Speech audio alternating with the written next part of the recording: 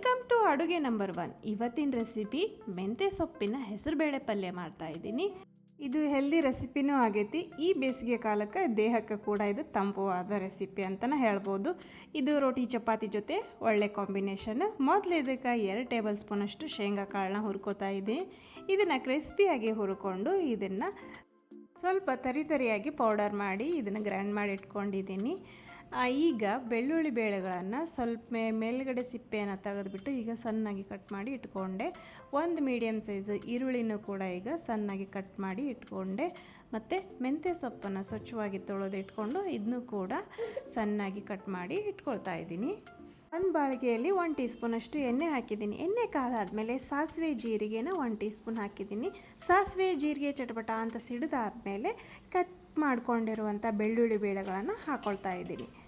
ಇದಕ್ಕೆ 1 ಟೀ ಸ್ಪೂನಷ್ಟು ಇಂಗನ್ನು ಸೇರಿಸ್ಕೊಳ್ತಾ ಇದ್ದೀನಿ.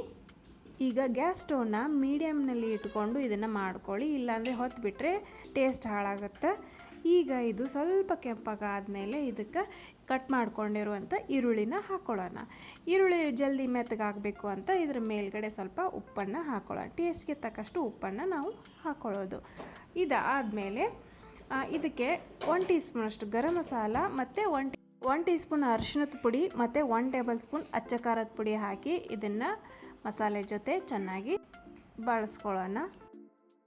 ಈರುಳ್ಳಿ ಹಾಕಿರುವ ಮಸಾಲೆ ಮೆತ್ತಗಾದ್ಮೇಲೆ ಈಗ ಮೆಂತ್ಯ ಸೊಪ್ಪನ್ನು ಸೇರಿಸ್ಕೊಳ್ತಾ ಇದ್ದೀನಿ. ಅರ್ಧ ಕಟ್ಟಷ್ಟು ನಾನು ಮೆಂತ್ಯ ಸೊಪ್ಪು ತೊಗೊಂಡಿದ್ದೀನಿ. ಜಾಸ್ತಿ ತೊಗೊಂಡಷ್ಟು ಕಹಿ ಅನಿಸುತ್ತೆ ಅಂತ ಅನ್ಕೋಬೋದು, ಹಾಗೇನಾಗೋದಿಲ್ಲ.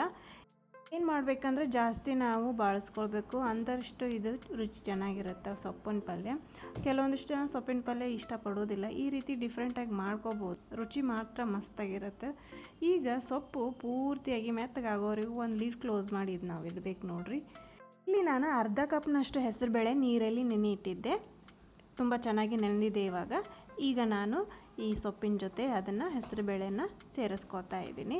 ಈಗ ನೋಡಿ ಸೊಪ್ಪು ತುಂಬ ಮೆತ್ತಗಾಗೈತಿ, ಈ ರೀತಿಯಾಗಿರ್ತೈತಿ. ಈಗ ನಾವು ಹೆಸರುಬೇಳೆನ ಸೇರಿಸ್ಕೊಳ್ಬೋದು.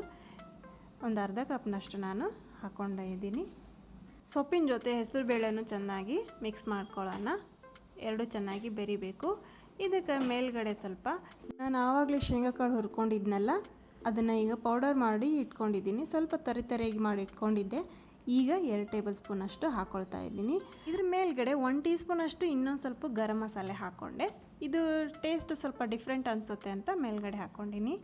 ಈಗ ಬೆಲ್ಲ ಕೂಡ ಹಾಕ್ಕೊಳ್ತಾ ಇದ್ದೀನಿ, ಉಪ್ಪು ಖಾರ ಸ್ವಲ್ಪ ಬ್ಯಾಲೆನ್ಸ್ ಆಗಲಿ ಅಂತ. ಇದನ್ನು 1 ಲೀಡ್ ಕ್ಲೋಸ್ ಮಾಡಿ 2 ನಿಮಿಷ ಸ್ವಲ್ಪ ಬೇಯಿಸ್ಕೊಂಡ್ರೆ ಆಗೋಯ್ತು. ಪಲ್ಯ ರೆಡಿ ಆಗಿಬಿಡುತ್ತೆ. ರೋಟಿ ಚಪಾತಿ ಜೊತೆ ತಿನ್ನೋದ್ರಿಂದ ತುಂಬ ರುಚಿಯಾಗಿರುತ್ತೆ.